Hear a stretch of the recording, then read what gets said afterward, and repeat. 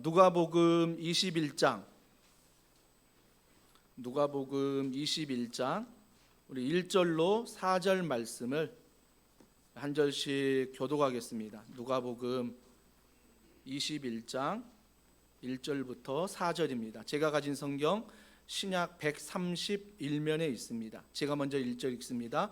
예수께서 눈을 들어 부자들이 헌금함에 헌금 넣는 것을 보시고 또 어떤 가난한 과부가 2 렙돈 넣는 것을 보시고 이르시되 내가 참으로 너희에게 말하노니 이 가난한 과부가 다른 모든 사람보다 많이 넣었도다. 저들은 그 풍족한 중에서 헌금을 넣었거니와 이 과부는 그 가난한 중에서 자기가 가지고 있는 생활비 전부를 넣었느니라 하시니라. 아멘. 주님 마음 내게 주소서, 주님 마음 내게 주소서라는 제목으로 하나님 말씀을 전하도록 하겠습니다. 신앙생활을 한다면 형식적이고 종교적인 생활을 했더라면 이번 코로나 기간에 정말 신앙생활이 더 힘들었을 것입니다. 물론 모든 사람에게 힘든 시간이었지만 종교적이고 형식적인 신앙생활을 했던 분들은 코로나19가 어찌 보면 더 힘든 시간이었을 것입니다.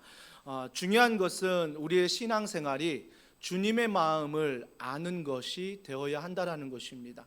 이 예배를 통해서 주님의 마음을 알고 교회 섬김을 통해서 주님의 마음을 알고 함께 교제하면서 주님의 마음을 알아가는 것 너무나 소중하고 중요합니다. 왜 주님의 마음을 알아가는 게 중요하냐면 모든 신앙의 능력이 거기에서 출발하기 때문입니다. 여러분의 마음으로 출발하면 아마 한계를 만날 것이고 주님의 마음을 가지고 그 한계를 돌파할 수 있는 은혜가 있기 때문에 누구보다 신앙생활은 주님의 마음을 알아가는 게 중요합니다. 책 중에 흔들리는 마흔 붙잡아주는 화두라는 책이 있습니다. 아마 불교의 화두를 현대적인 언어로 풀어 쓴 책인데요. 그 내용 중에 이런 내용이 있습니다. 한 수행자가 노 선사를 만납니다. 그 수행자가 노 선사를 만나 이렇게 질문합니다. 제가 지금 절벽에 매달려 있는데 어떻게 해야 될까요? 라고 이 수행자가 노 선사에게 질문합니다. 그때 노 선사가 그 수행자에게 이런 대답을 합니다. 손을 놓게 라고 대답합니다. 또 다른 수행자를 만납니다. 또 다른 수행자가 노 선사에게 묻습니다. 벼랑 끝에 간신히 서 있는데 벼랑 끝에 내가 어떻게 해야 할까요? 라고 말하자 노 선사는 이렇게 대답합니다. 한 걸음 내 뒷게 라고 말합니다. 아마 생각해 보면 절벽에서 떨어져 죽으라 라는 소리와 같습니다. 근데 이게 불교에만 있는 게 아니잖아요. 우리 기독교 안에서도 성경에 나와 있습니다. 내가 날마다 죽노라, 또 십자가 위에 내가 죽었다. 아마 이런 찬양과 이런 말씀을 기독교 안에서도 많이 듣습니다. 나는 날마다 십자가 안에서 죽노라. 그렇다면 종교들의 공통점이 뭐냐면 어떻게 하면 내가 죽을 수 있을까? 어떻게 하면 죽을 수 있을까? 아마 이게 종교의 공통점인 것 같습니다. 내가 죽어야지만이 세상에서 양보할 수 있잖아요. 내가 죽어야지만이 세상에서 소금과 빛이 될 수 있기 때문입니다. 내가 죽어야지만이 세상을 사랑할 수 있기 때문입니다. 그래서 종교의 모든 목표는 내가 죽는 것입니다. 그래야 희생이 있고 양보가 있고 포기가 있고 욕심을 내지 않기 때문입니다.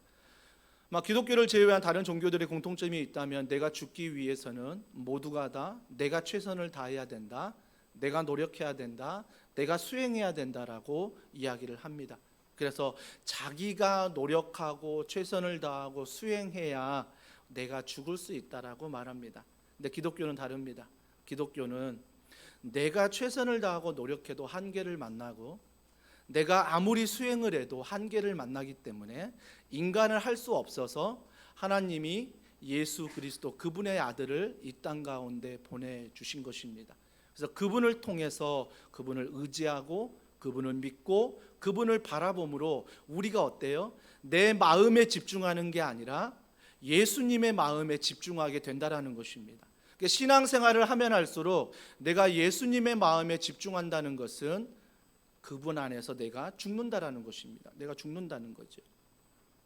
그러면서 말씀을 찾아보니까 스가랴 4장 6절 말씀 우리 다 같이 한번 읽어볼까요? 시작. 만군의 여호와께서 말씀하시되 이는 힘으로 되지 아니하며 능력으로 되지 아니하고 오직 나의 영으로. 영으로 되느니라. 여러분 정말 맞는 말씀 아닙니까? 자녀만을 봐도 힘으로 됩니까? 능으로 되렵니까? 안 되더라고요. 점점 아이들이 나이를 먹으면 먹을수록 더 이상 부모라는 힘으로, 부모라는 능으로, 부모라는 능력으로 되지가 않습니다. 사랑하는 성도 여러분, 자녀뿐만일까요? 인생을 살다 보면 내가 노력하고 내가 최선을 다하지만 결국 열매, 결과는 그에 못 미칠 때가 참 많이 있습니다. 그렇다고 해서 제가 여러분의 최선을, 여러분의 노력을 폄하하는 것은 절대 아닙니다. 신앙생활도 노력이 필요하고 신앙생활도 최선이 필요하기 때문입니다.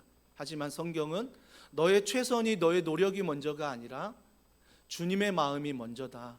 그래서 너가 어떤 상황이든 주님의 마음을 알고 그 주님의 마음 안에서 주님을 의지하여 그 모든 한계를 돌파하기를 원하신다라는 것입니다. 이게 바로 마음의 출발입니다. 그래서 기독교와 다른 종교의 마음의 출발은 다르다는 것입니다. 사랑하는 성도 여러분, 늘 주님은 우리에게 이렇게 말씀하십니다. 현철아, 내 마음을 다오. 다른 거 없더라고요. 현철아, 내 마음을 다오. 너 마음이 지금 어디 있느냐? 너 마음이 어디 있느냐? 여러분 한 주간 살면서 우리의 마음의 중심에 있는 게 여러분의 신입니다. 여러분은 극구 부인하겠지만 한 주간 내내 내가 그걸 마음의 중심에 두고 살았다면 그것이 바로 여러분의 신이라는 것입니다. 오늘 본문만을 본다면 어찌 보면 마음과는 전혀 상관없는 본문인 것 같습니다. 본문을 단순하게 보면 1절부터 4절까지 이 본문만을 묵상할 때 한 가지 오해를 할 수 있습니다. 하나님이 부자는 책망하고 가난한 과부를 칭찬했다라고만 생각할 수 있습니다. 물론 본문에 그런 내용이 있는 건 맞습니다. 부자도 헌금을 했습니다. 가난한 과부도 헌금을 했습니다. 중요한 게 무엇입니까? 헌금을 했다는 것입니다. 여러분, 헌금을 했다는 것은 너무나 귀한 행위입니다. 귀한 믿음의 표현이지요. 그래서 부자가 한 헌금은 책망을 받아야 되고 가난한 과부가 한 헌금은 칭찬을 받아야 된다. 이건 잘못된 것 같습니다. 어느 누가 헌금을 해도 그 헌금은 귀한 것입니다. 부자가 해도 가난한 자가 해도 그 헌금은 하나님 앞에 귀한 것입니다. 그러나 한 과부가 2렙돈을 드렸다라고 말합니다. 그 당시 렙돈은 동전인데요. 아마 돈 가치 중에 최소 단위가 렙돈이었습니다. 오늘날 우리 한국 돈으로 환전한다면 500원이 안 되는 그런 가치였습니다. 2렙돈을 드렸다는 거죠. 그런데 주님이 갑자기 부자가 넣을 때는 칭찬하지 않았는데 과부가 넣을 때는 그 모습을 보고 칭찬하고 있다는 것입니다. 그래서 우리는 흔히 생각할 때 맞아, 이런 과부의 마음으로 이런 나의 전부를 드려야 돼라고만 묵상할 수 있습니다. 하지만 여러분이 좀 더 이 말씀을 묵상하기 위해서는 앞뒤 문맥을 좀 살펴보면요, 예수님의 마음이 뭘까가 느껴집니다. 과연 예수님이 이 본문을 통해서 부자 너 잘못했어, 과부 너 잘했어, 이렇게만 말씀하시는 본문일까? 아니라는 것입니다. 오늘 말씀의 전후 문맥을 좀 살펴보면 예수님의 마음이 느껴집니다. 그 첫 번째, 예수님의 마음이 뭐냐면 하나님께 드린다는 것입니다. 부자가 헌금을 하든 가난한 자가 헌금을 하든 하나님께 드리고 있다는 것입니다. 이게 중요한 사실입니다. 근데 우리는 흔히 생각할 때 부자가 드린 것 중에 가난한 자가 전부를 드리는 것, 하나님께 전부를 드리는 게 더 하나님이 칭찬하는 것이지 라고 우리의 마음 가운데 착각할 수 있습니다. 하나님은 크기를 보지 않습니다. 하나님은 많고 적음이 아니라 그 사람의 마음과 태도를 보고 계십니다. 그래서 성전에서 예수님이 오늘 말씀해 보니까 뭘 보신다고요? 헌금함을 보고 계신다고 말하고 있습니다. 의도적이지요. 매일 보진 않았을 것입니다. 무언가 상황상에 뭔가 의미를 던지고자 예수님이 눈을 들어 헌금함을 보고 계십니다. 그 당시 예루살렘 성전에 헌금함이 13개가 있었습니다. 13개가 있던 이유는 각 헌금함마다 목적이 다르기 때문입니다. 어떤 헌금함은 목적 헌금으로, 어떤 헌금함은 구제 헌금으로, 어떤 헌금함은 자유 헌금으로, 그래서 헌금함마다 그 앞에 명패를 보고 헌금을 드렸습니다. 우리 교회 또한 두 개의 헌금함이 있습니다. 자유롭게 들어오시면서 우리가 헌금을 하게 되는 거죠. 그렇다면 우리가 한 가지 고민해야 될 것은 하나님 앞에 드린다는 마음. 더원사랑의 교회가 개척 때부터 저희는 헌금 주머니를 돌리지 않았습니다. 들어오시면서 정말 하나님 앞에 한 주간 감사하는 마음으로, 여러분이 자원하여 즐거운 마음으로, 누가 보든지 안 보든지 돌리는 게 문제가 아니라 들어오면서 자유롭게 헌금하도록 헌금함을 입구 쪽에 비치해 드렸습니다. 근데 늘 마음에 제 가운데 남아있는 건 뭐냐면 이게 맞는 것일까라는 생각입니다. 시대를 쫓아가고 문화를 쫓아가고 이렇게 해야 고상할 것 같고 이렇게 해야 뭔가 수준이 있는 것 같고 그렇기 때문에 이걸 실행하는 건 절대 아닙니다. 내 한편의 마음이 무거운 게 뭐냐면 헌금 주머니를 돌려서라도 이분들이 반드시 헌금은 하나님 거라는 걸 가르쳐야 되지 않을까라는 마음이 있습니다. 그래서 주일학교는 어렸을 때부터 우리가 받은 용돈의 11조를 드리는 것, 우리가 주일헌금을 드리는 것, 그래서 우리가 헌금은 하나님께 드린다는 것을 가르치고 있지 않습니까? 근데 어느 순간 나이가 이제 청년이 되고 장년이 되었다는 이유로 우리가 점점 이 헌금을 하나님께 드린다는 이 모든 생각을, 마음의 중심을 잊어버릴 때가 많습니다. 제가 어렸을 때 장로님들 전통교회 잘할 때 예배 보러 갑니다라고 엄청 혼났습니다. 예배는 보는 게 아니야, 예배는 드리는 거야. 나는 그런 마음으로 얘기한 게 아니라 그냥 누구나 다 얘기하는 그런 이야기를 한 것뿐인데 엄청나게 혼났습니다. 예배를 본다는 것과 예배를 드린다는 건 다르다는 것을 느꼈습니다. 예배를 본다는 것은 영화를 보는 것과 똑같습니다. 영화를 본다는 건 무엇입니까? 내가 관객으로, 내가 손님으로 보는 것입니다. 하지만 예배를 드린다는 건 무엇입니까? 관객이 아닙니다. 손님이 아닙니다. 여러분 스스로가 하나님 앞에 예배자가 되어서 예배를 드리는 것입니다. 지금 많은 사람들이 앉아 있지만 우리의 예배를 하나님이 기뻐 받으시지만 한 사람의 예배를 하나님이 기뻐 받으신다라는 것입니다. 그래서 우리는 늘 잊지 말아야 될 것은 이 예배는 하나님께 드리는 것이다. 잊으시면 안 됩니다. 여러분의 작은 섬김 또한 뭐예요? 내가 하나님께 드리는 것이다. 여러분의 헌금과 여러분의 시간과 여러분의 건강과 여러분의 가정과 여러분의 직장과 이 모든 것들 중에 잊어버리지 말아야 될 것은 무엇입니까? 하나님께 드리는 것입니다. 하나님께 드리는 것입니다. 이 마음을 잊어버리지 말라는 것입니다. 그래서 주님이 부자가 드릴 때 그 당시 동전으로 드리기 때문에 예루살렘 성전에 들어와 부자가 헌금을 준비해서 그걸 헌금함에 쏟아 부을 때 나팔관처럼 헌금함이 되어 있습니다. 동전을 쏟아 부을 때 아마 그 소리가 어땠을까요? 아마 큰 소리가 나지 않았을까요? 그 큰 소리가 오랫동안 나지 않았을까요? 많은 동전의 헌금을 부자가 하기 때문에. 그러면 한 가난한 과부의 헌금은 어떨까요? 2렙돈입니다. 얇고 작습니다. 2렙돈을 드린다면 그도 동일한 소리가 났을 것입니다. 그 소리는 부자와 비교하면 땡그랑 들리다가 많은 끊어져 버린 소리였을 것입니다. 그 소리 또한 굉장히 작았을 것입니다. 하나님께 드린다는 마음이 있는데 저는 이 말씀을 묵상하면서 몇 가지를 생각해 보았습니다. 정말 하나님께 드린다는 마음으로 부자든 가난한 자든 드리고 있는데 매일 부자가 동전을 가지고 엄청난 양을 헌금하면서 그 소리를 들을 때 본인의 마음은 어떨까? 또 한 가지, 그 성도들이 예루살렘 성전에 모였을 때 그 부자가 헌금하는 동전의 소리를 듣고 성도들은 어떻게 생각할까?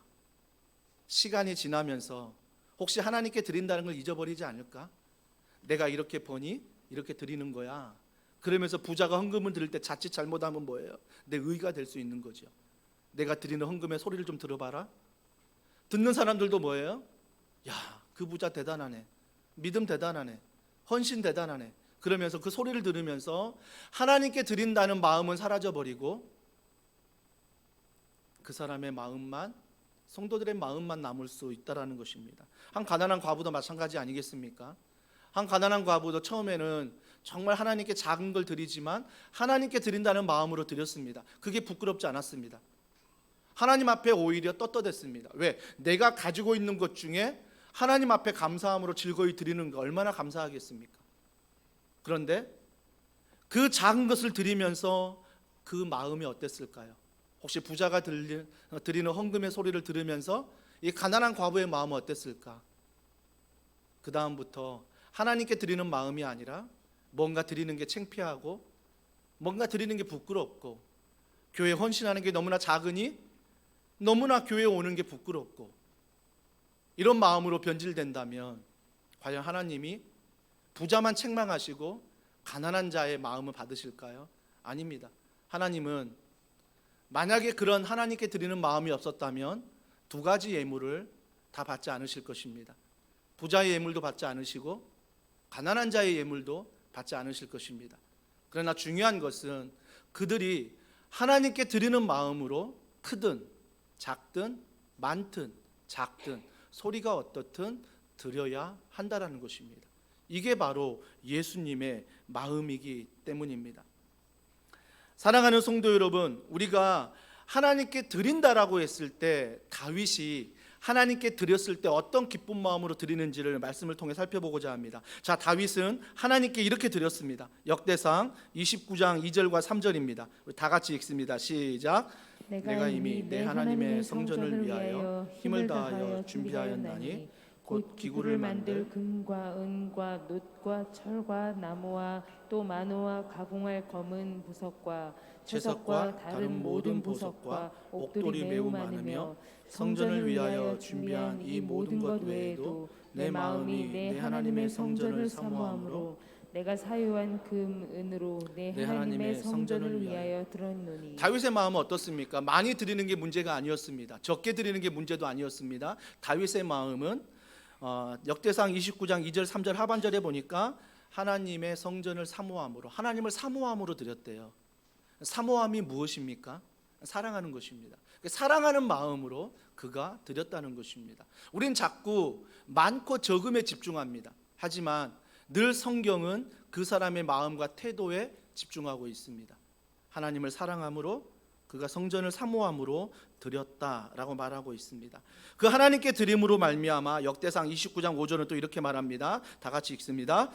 금은 그릇을 만들며 장인의 손으로 하는 모든 일에 쓰게 하였노니 오늘 누가 즐거이 손에 채워 여호와께 드리겠느냐 하는지라. 어떻게 드렸습니까? 사모하니까 즐거운 마음으로 드렸다는 것입니다. 여러분, 많고 적음이 아니었습니다. 즐거운 마음으로 드릴 수 있다라는 것입니다. 부자가 부자로서 즐거운 마음으로 드렸을 때 하나님이 받으십니다. 가난한 자가 가난한 것을 가지고 즐거운 마음으로 하나님께 드릴 때 하나님이 받으신다는 것입니다. 그러면서 역대상 29장 9절에 백성들의 모습을 보십시오. 다 같이 읽습니다. 시작. 백성들이 자원하여 드렸으므로 기뻐하였으니 곧 그들이 성심으로 여호와께 자원하여 드렸으므로 다윗 왕도 심히 기뻐하니라. 다윗의 왕의 즐거운 마음으로 하나님께 드리는 모습을 보고 백성들도 어떻게 했다고요? 자원했습니다. 내가 이렇게 드리니 너희도 이렇게 드려야 된다라고 말하지 않았습니다. 자원하는 마음으로 각자가 다 드렸다라는 것입니다. 사랑하는 성도 여러분, 우리가 하나님께 드린다는 이 마음이 사라져 버리면요, 어떤 마음이 드냐면 내가 오늘 헌금을 하는데 500원을 하는 게 너무 창피합니다. 너무 부끄럽습니다. 하나님께 헌신을 하는데 오늘 하루 나와서 주일 예배 드리고 나서 헌신을 안 하는 것이 너무나 창피합니다. 그래서 헌신 열심히 하는 분 앞에 내가 작아지는 거죠. 그래서 목사가 앞에서 인사를 해도 헌신하지 못하는 그런 모습 때문에 피해갑니다. 작아지기 때문이죠. 내가 교회에서 헌신하지 못하고 교회에서 섬기지 못하는 그 마음, 이해가 됩니다. 하지만 사랑하는 성도 여러분, 그 생각에 그 마음에 휘둘리시면 안 됩니다. 절대 휘둘리시면 안 됩니다. 그런 마음이 들 때마다 여러분들이 두 가지의 행동을 하셔야 됩니다. 첫 번째는 받아들이십시오. 여러분의 감정과 생각을 부정하지 마시고요. 아, 내가 이런 헌금을 드리고 있구나. 아, 내가 이런 시간을 드리고 있구나. 아, 내가 이런 헌신을 하고 있구나. 이것들을 부족하면 부족한 대로, 넘치면 넘치는 대로 받아들여야 된다는 것입니다. 부족하다고 창피하지 마시고, 넘친다고 교만하지 마시고, 있는 그대로 내가 받아들여야 하는 것입니다. 그리고 나서 중요한 게 있는데요, 넘친 분들은, 부족한 분들은 하나님이 어떤 분인가를 기억하십시오. 그리고 하나님이 나를 위해서 어떤 일을 하셨는가를 기억하셔야 됩니다. 그래야 교만으로 넘어지지 않습니다. 그래야 내가 뭔가를 해서 구원받았다는 행위 구원에 빠지지 않는다라는 것입니다. 사랑하는 성도 여러분, 그래서 우리가 하나님께 드린다는 마음에 늘 생각해야 될 것은 하나님이 어떤 분인가, 하나님이 나를 위해 어떤 일을 하셨나. 다른 종교들은 그 신을 찾기 위해서 자기들이 고행을 해야 되고 최선을 다해야 되고 노력을 해야 합니다. 하지만 기독교는 우리의 한계를 아시고 우리의 연약함을 아시기 때문에 하나님이신 아들 예수 그리스도가 하늘에 계시지 않고 이 땅에 인간의 몸을 입으시고 내려오셨습니다. 그래서 우리와 동일한 그런 삶을 3년을 사시다가 십자가의 고통 안에서 죽게 되시는 거죠. 그분을 의지함으로, 그분을 바라봄으로 예전에는 하지 못했는데 주님의 마음을 알게 되고 내가 죽게 되는 놀라운 은혜를 경험하게 된다라는 것입니다. 예전에는 무조건 이겨야 합니다. 승부욕이 발동하고 또 나의 자존심이 있고 가오가 있으니까 무조건 이겨야 됐습니다. 하지만 주님의 마음이 부어지니 이겨야 되는 마음은 여전히 있지만 지혜롭게 행동하고 지혜롭게 말합니다. 그래서 서로가 이길 수 있도록, 아니 내가 지더라도 당신이 이길 수 있도록 주님의 마음을 알아 그렇게 살아가는 것. 그래서 그 모든 관계 안에 뭐예요? 하나님께 드리는 거죠. 하나님께 드리는 것. 그러니까 우리가 놓지 말아야 될 것은 늘 하나님께 드린다는 마음입니다. 마음이에요. 오늘 이 시간에도 마찬가지 아닙니까? 정말 우리가 예배를 통해서 하나님께 드린다는 마음이 없으면 이 예배당을 나서는 순간 여러분들은 어떤 마음을 갖게 될까요? 은혜는 없습니다. 의무만 남죠. 오늘도 주일 예배 드렸다, 오늘도 기도했다, 오늘도 말씀 들었다, 오늘도 헌금했다, 오늘도 헌신했다, 의무만 남게 되는 것입니다. 사랑하는 성도 여러분, 우리의 모든 삶 가운데 하나님께 드리는 귀한 은혜가 있기를 주님의 이름으로 축복합니다. 또 한 가지 예수님이 이 본문을 통해 말씀하시는 건 무엇이냐면 칭찬하는 게 전부를 드렸다고 말하지 않습니까?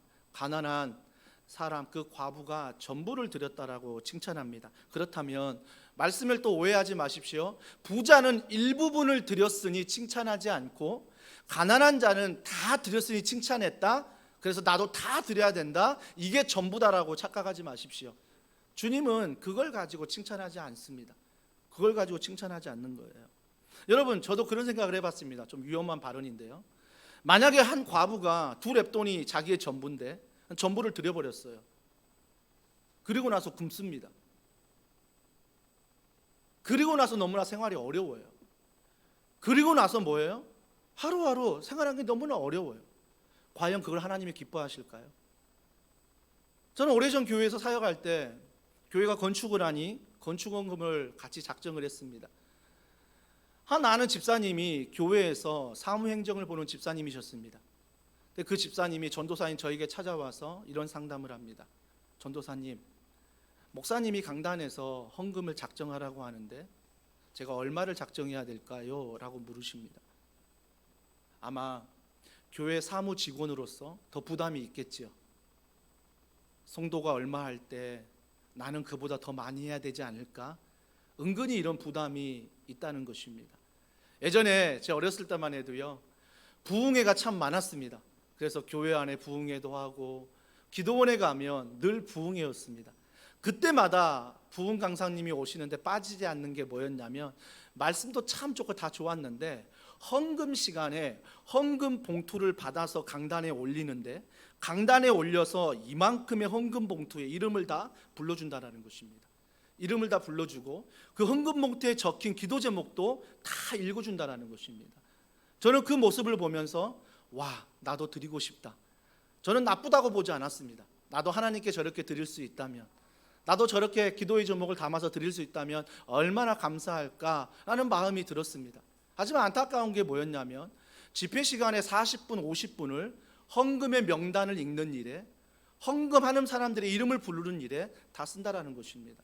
어떤 교회는 지금도 주보에 헌금의 명단을 싣고 있습니다. 물론 저희 교회는 싫지 않지만, 저희 교회가 헌금 주머니를 돌리지 않는다고 해서, 저희 교회가 헌금 명단을 주보에 안 넣는다고 해서 고상한 교회는 절대 아닙니다. 오히려 더 교만할 수 있는 거죠. 사랑하는 성도 여러분, 헌금 명단을 주보에 실는 이유는 여러 가지일 것입니다. 아마 헌금하는 분이 확인할 수 있으니 이 헌금이 제대로 계수되고 있구나. 확인 차원에서는 굉장히 좋은 것입니다. 좋은 거잖아요. 내가 확인할 수 있잖아요. 하지만 또 다른 면에서는 그런 명단이 올라감으로 인해서 다른 사람들이 볼 때, 내 자신이 볼 때 하나님께 드리는 게 아니라 이게 나의 의가 되고 이게 나의 자랑이 되면 안 된다라는 것입니다. 사랑하는 성도 여러분, 전부를 드린다는 것은 오늘 문맥을 통해 살펴볼 때 부자가 일부분을 드려서 책망하고 가난한 과부가 전부를 드렸기 때문에 칭찬했다는 건 절대 아닙니다. 강조를 합니다. 그렇다면 전부를 드리는 게 뭘까? 오늘 본문은 그 앞절을 이야기합니다. 여러분 시트지에도 없으니까 성경책을 보셔야 됩니다. 누가복음 20장 47절입니다. 누가복음 20장 47절, 오늘 본문의 바로 앞절입니다. 우리 같이 읽습니다. 시작. 그들은 과부의 가산을 삼키며 외식으로 길게 기도하니 그들이 더 엄중한 심판을 받으리라 하시니라. 이 말씀의 배경이 되는 게 47절의 말씀입니다. 그들은 이라고 말합니다. 그들이 누굽니까? 성전 안에 있는 종교 지도자들입니다. 제사장들, 서기관들, 바리새인들, 그 종교 지도자들을 말하고 있습니다. 그들이 뭐래요? 과부의 가산을 삼키고 있다는 것입니다. 여러분, 그 당시에 서기관은요 법률가입니다. 그러면 한 과부가 그 당시에 긍휼의 대상이었습니다. 남편 없이 혼자 살아가는 게 얼마나 힘든 사회였습니까? 그러면 남편이 얼마를 물려줬든 그 재산을 법적으로 지켜줘야 될 사람이 서기관이었습니다. 그런데 서기관이 뭐 했다고요? 서기관이 보니까 과부의 가산을 삼켰대요. 법을 잘 아는 사람이 법을 이용해서 과부를 지키는 게 아니라 자기의 재산으로 삼아버렸다는 것입니다. 자기의 돈으로 삼아버렸다는 것입니다. 그러면서 그들이 했던 행동은 무엇입니까? 47절 계속 보십시오. 외식한다. 가면을 썼다라는 거죠. 그런 척했다는 것입니다. 길게 기도했다. 길게 기도한 게 나쁜 게 아니라 하나님께 기도한 게 아니라 남들에게 보이기 위해서 기도했다는 거죠. 그들이 더 엄중한 심판을 받으리라. 종교 지도자들의 그런 행위는 하나님 앞에 더 엄중한 심판을 받는다라는 것입니다. 그렇다면 이 본문을 볼 때 오늘 1절과 4절을 연계할 때 주님이 어떤 마음으로 지금 말씀하실까를 들어보십시오. 탈무드에 보면 한 제사장의 꿈이라는 그런 글이 하나 있습니다.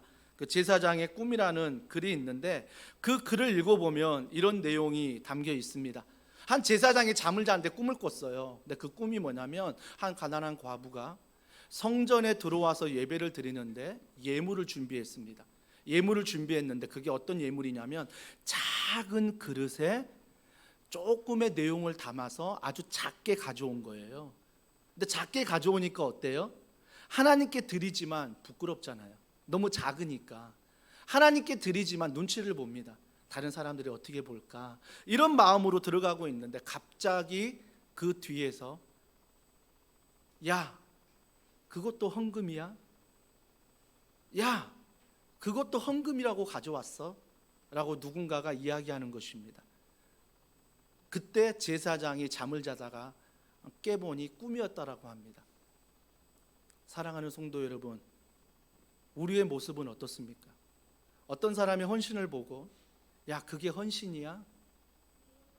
어떤 사람의 기도를 듣고 야, 그게 기도야? 자녀들 앞에 어떻게 대하십니까? 온 가족 예배 드리면 시험 들지 않으십니까? 떠들고 말씀에 집중하지 않고 오히려 예배를 방해하는 그런 마음에 아이에게 야단치고 예배 똑바로 드려라.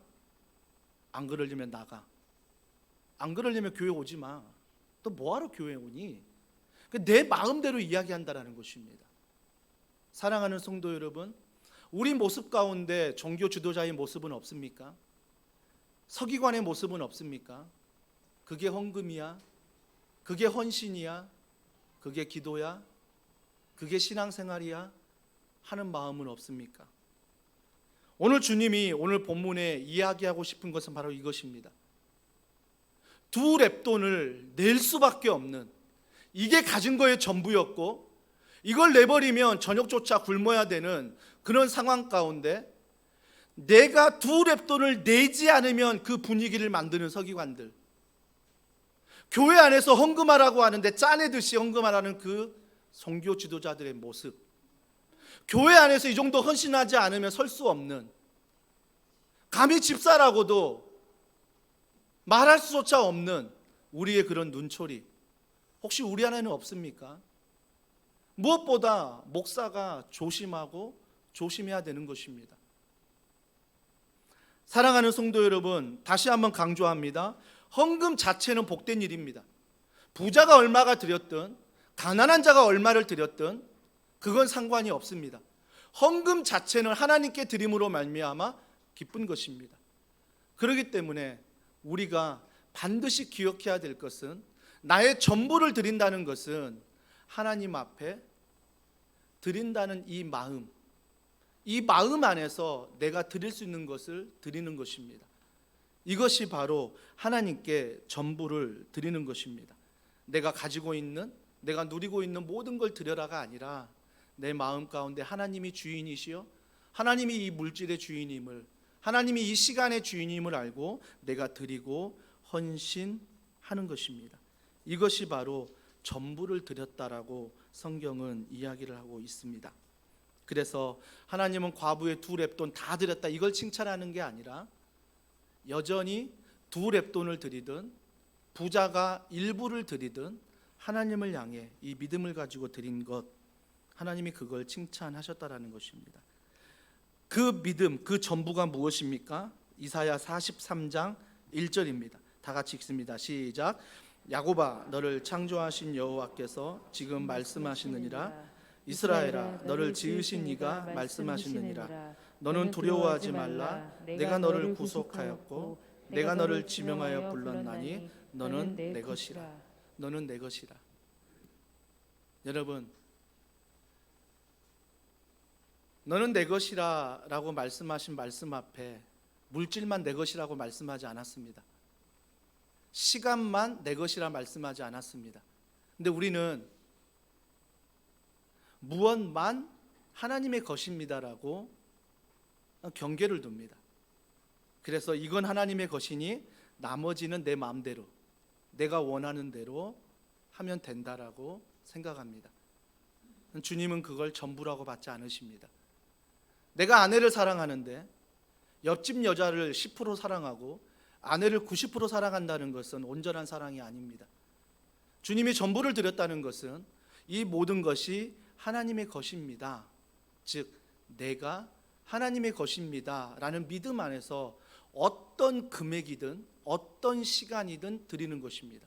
이것이 바로 주님은 전부라고 말씀하고 있습니다. 그러면서 안타까운 게 뭐냐면, 너는 내 것이라 말씀하신 믿음 앞에 전부를 드리는데 5절에 보세요. 어떤 사람들이 성전을 가리켜 그 아름다운 돌과 헌물로 꾸민 것을 말하며 예수께서 이르시되, 정말 아름다운 성전을 지었지 않습니까? 여러분, 헤롯 성전, 솔로몬 성전만 해도요 정말 아름다운 성전을 지었습니다. 아름다운 성전을 지었습니다. 이게 다 누가 헌금했습니까? 백성들이 헌금한 것입니다. 쥐어짜서, 안 내면 안 되는 분위기로, 헌신 안 하면 안 되는 분위기로 만들어서 종교 지도자들이 쥐어짜가지고 이 성전을 지은 것입니다. 근데 그 성전을 보고 종교 지도자들은 뭐라고 말합니까? 아름답다라고 말합니다. 근데 주님이 말씀하시는 거 보십시오. 6절입니다. 주님이 이렇게 말씀하십니다. 너희 보는 이것들이 날이 이르면 돌 하나도 돌 위에 남지 않고 다 무너뜨려지니라. 종교 지도자들은 아름답다라고 말하는 성전을 향해 주님은 뭐라고 말씀하십니까? 돌이야 라고 말합니다. 돌이야. 그 돌은 다 무너질 거야. 여러분, 두렵지 않습니까? 더원 사랑의 교회가 정말 주님 앞에 여러분이 시간을 드리고 헌금을 드리고 여러분이 너는 내 것이다 라고 하는 믿음 앞에서 하지 않으면 교회는 결코 교회가 아니라 오늘 주님 말씀하신 돌이라는 것입니다. 이 돌은 주님 말씀 안에 다 무너진다라는 것입니다. 무너질 수밖에 없는 돌이라는 것입니다. 제가 지난주에 설교했잖아요. 그러면 더원 사랑의 교회만 교회입니까? 여러분이 교회입니다. 내가 교회라면 정말 하나님 앞에서 야, 내가 이렇게 아름답게, 내가 이렇게 멋있게 살고 있고 누리고 있구나라고 한다면, 근데 그 모든 걸 보실 때 하나님께 드린 게 아니고 너는 내 것이라 전부가 아니었다면 나를 보고 뭐라고 말씀하십니까? 나는 참 아름답다라고 이야기하는데 주님은 돌이라고 말씀하십니다. 다 무너질 거야 라고 말씀하시는 거예요. 근데 더 안타까운 건 뭐냐면 7절에 그들이라고 말합니다. 근데 다른 본문에 보면 제자들이라고 말하고 있습니다. 제자들이 뭐라고 물어보냐면, 자 7절입니다. 그들이 물어 이르되 선생님이여 그러면 어느 때에 이런 일이 있겠사오며 이런 일이 일어나려 할 때에 무슨 징조가 있사오리까? 정말 우리와 똑같은 질문 아닙니까? 또 때를 물어봅니다. 무너진다고 하니까 언제 무너지냐요? 그게 관심 있는 거죠. 언제 무너집니까? 언제입니까? 여러분, 제가 몇 주 전에 설교하지 않았습니까? 우리가 자꾸 때에 관심을 가지면 언제 이 나라가 멸망합니까? 언제 이 땅이 멸망합니까? 자꾸 때에 관심을 가지면 오늘은 사라집니다. 오늘은 사라지는 거예요. 내가 그때 행복하겠지, 내가 그때 회복하겠지, 내가 그때 천국 가겠지, 내가 그때 예수님 만나겠지, 늘 때만 생각하면 뭐예요? 오늘이라는 이 감사와 기쁨과 즐거움은 사라진다는 것입니다. 제자들은 여전히 정말 이런 마음 없이 성전을 지었을 때 그 돌들은 무너진다고 했을 때 무너지는 게 겁나니까 또 때를 물어봅니다. 그러면 언제 무너집니까? 우리와 똑같은 거죠. 우리와 똑같은 질문을 하고 있습니다. 그런데 사도 바울이 이런 대답을 합니다. 고린도후서 9장 7절입니다. 자, 고린도후서 9장 7절 앞에 화면을 보시고요. 같이 읽습니다. 시작. 각각 그 마음에 정한 대로 할 것이요 인색함으로나 억지로 하지 말지니 하나님은 즐겨내는 자를 사랑하시느니라. 여러분, 사도 바울이 누구보다 율법을 아는 사람이었습니다. 여러분 잘 아시잖아요. 그 당시 율법이 뭐였습니까? 여러분이 버는 돈의 10%는 하나님의 것이다. 11조 드리라는 게 뭐 율법이었어요. 그러면 사도 바울이 율법을 몰랐을까요? 누구보다 뛰어난 율법학자였습니다. 알고 있습니다. 11조가 율법이란 거 알고 있었어요. 반드시 10%는 드려야 된다. 알고 있지만 뭐라고 말합니까? 정한 대로 하래요. 그냥 정한 대로 하라고 말하고 인색함으로나 억지로 하지 말래요.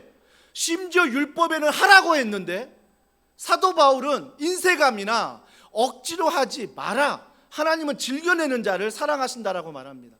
여러분, 이 말씀의 뉘앙스가 뭡니까? 사도 바울이 하지 말라는 것입니까? 아니요. 너희가 하되 어떤 마음으로 하는지,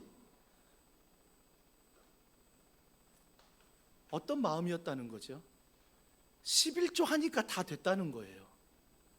나 11조 하니까 헌금 생활 다 했고, 나 시간으로 11조 하니까 하나님 앞에 헌신 다 했고, 나 7일 중에 주일, 일요일 예배 드리니까 나머지 6일 하나님께 할 거 다 했다라는 것입니다. 이런 성도들이 많아지니까 뭐예요? 자기의 전부를 드렸다고 말합니다. 나 11조 했다니까? 나 시간에 11조 했어. 나 주일에 한 주, 하루 11조 했어. 그러면서 뭐예요? 전부라고 생각한다는 것입니다. 주님은 뭐라고 말씀하셨죠? 이사야서에 너는 내 것이라 말씀하십니다. 그 내 것에 10분의 1만 내 것이라고 말씀하셨나요? 아니요. 한번 생각해 볼까요? 예수님이 십자가에 못 박혀 돌아가셨습니다. 10분의 1만 피 흘리셨습니까? 예수님이 십자가에 못 박혀 돌아가셨습니다. 10분의 1만 죽었습니까? 아니요. 자기의 모든 피를 쏟아내고 모든 생명을 주셨습니다. 이게 전부입니다. 이게 전부예요. 그렇다면 내가 가지고 있는 거에 10분의 1을 드릴 뿐만 아니라 10분의 9를 어떤 마음으로 쓰셔야 됩니까? 하나님이 주셨다. 그래서 뭐예요? 재정을 쓰더라도 규모 있게, 가정 안에서, 직장 안에서 나를 위해 쓸 때도 규모 있게 하나님의 것임을 알고 감사함으로 쓰는 것, 이게 바로 전부를 드리는 것입니다. 어찌 주일만 예배 드렸다고 전부를 드렸다고 말할 수 있겠습니까?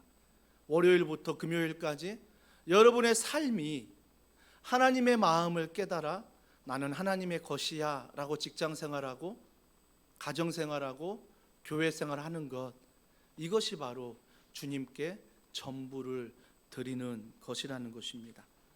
사랑하는 성도 여러분, 그래서 오늘 주님은 우리에게 말씀하실 때 한 과부의 헌금을 내가 기뻐하고 부자의 헌금을 기뻐하지 않는다, 이 말씀을 하시는 게 아니라, 물론 그런 뉘앙스도 들어있지만 이 말씀의 핵심이 아니라 자꾸 드리면 안 되는 그 분위기로 몰아가고 내가 판단하고 내가 정죄하고, 그래서 과부가 두 렙돈을 드릴 수밖에 없는 상황으로 만들지 말라라는 것입니다. 괜찮습니다. 누구보다 하나님은 여러분의 형편을 아십니다. 전부를 드리라고 해서 과부처럼 내가 굶어 죽는 한 다 드리겠다, 물론 이런 분도 계시겠지만 하나님이 과연 기뻐하실까 하는 생각도 해봅니다. 내게 가정을 맡기셨는데 가장으로서 남편을 돌봐야 되고 자녀를 돌봐야 된다면 정말 이단이 주장하는 다 바쳐라, 이게 믿음일까요? 그러나 반면에 내가 11조 한다고 해서 모든 걸 드렸다고 생각하는 것, 이것 또한 하나님이 주의하라는 것입니다. 주의하라는 거죠. 사랑하는 성도 여러분, 오늘 말씀을 통해 우리가 깨달아야 될 것은 제가 언제부턴가 하라는 설교보다는 은혜에 대한 설교를 참 많이 하고 있습니다. 한 가지 불편한 건 이겁니다. 어떤 분이 물어봅니다. 목사님이 은혜를 설교할 때, 복음을 설교할 때 믿으라는 것은 알고 있다, 그렇게 믿겠다, 하지만 변화가 있겠느냐, 자꾸 뭔가 하라고 말하지 않으면 변화가 있겠느냐라고 물어봅니다. 사랑하는 성도 여러분, 복음은, 은혜는 모든 것을 변화시킵니다. 은혜는, 복음은 모든 것을 변화시켜요. 제자들 보십시오. 십자가 안에서 다 도망갔던 제자들이 성령 안에 은혜를 받자 그들이 순교의 자리로 가고요, 엄청난 변화를 경험합니다. 그렇기 때문에 우리가 은혜를 믿고 복음을 믿으면 여러분의 삶 가운데 변하지 않을 것이 없습니다. 그래서 복음은 그냥 믿는 게 아니라, 복음은 믿음뿐만 아니라 나의 삶을 변화시키는 강력한 하나님의 마음이요, 하나님의 무기라는 것입니다. 사랑하는 성도 여러분, 10%가 문제가 아니라 너는 내 것이라 말씀하신 이 말씀 앞에서 이번 한 주간 하루하루 증인으로 살아가셔야 됩니다. 증인으로. 그러니까 어느 때야라고 기다리지 마시고 내가 하나님 앞에 증인이 무엇입니까? 내가 본 대로, 내가 들은 대로, 내가 경험한 대로 이야기하는 것입니다. 여러분이 알고 있는 은혜를 증거 삼아 있는 그대로, 본 그대로 증거하면, 살아가면 되는 것입니다.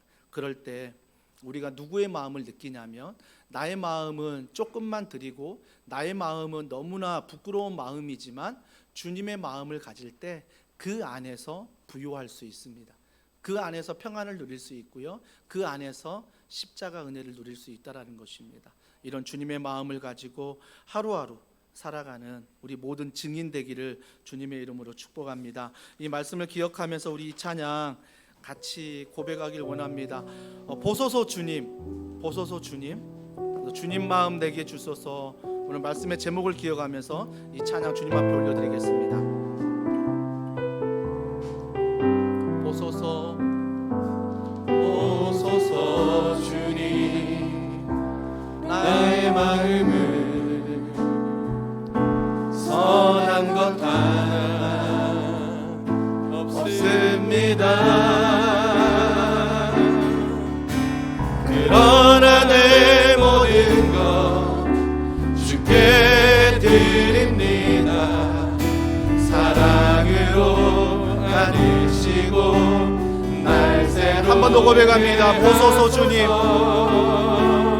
보소서 주님, 나의 마음을 선한 것